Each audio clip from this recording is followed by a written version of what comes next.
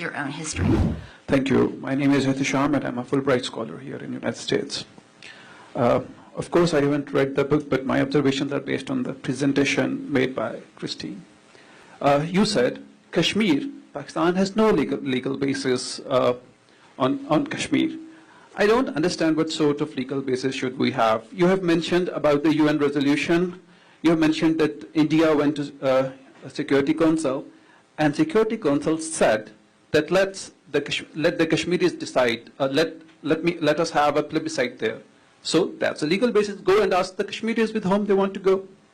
My second observation, but it was late 1970s, at the peak of Cold War, Soviet Union just entered Afghanistan, and here was the CIA and the Americans.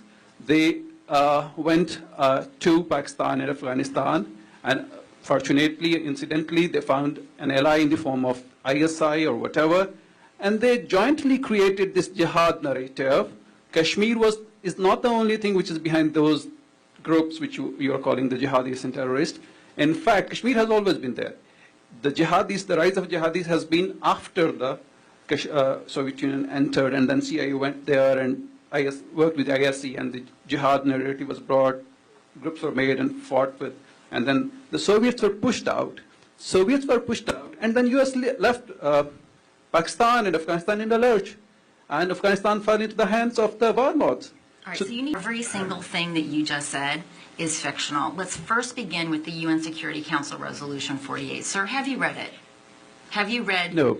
Okay, so the first thing I'm going to encourage you to do is go on to the UN Security Council's website and read that fabulous resolution that every Pakistani points to, but which not a single one has read. I also then want you to take the actual version from the UN Security Council, and then I want you to compare that to the claims made by Pakistan's permanent representation to the UN. And you're going to understand your confusion, sir.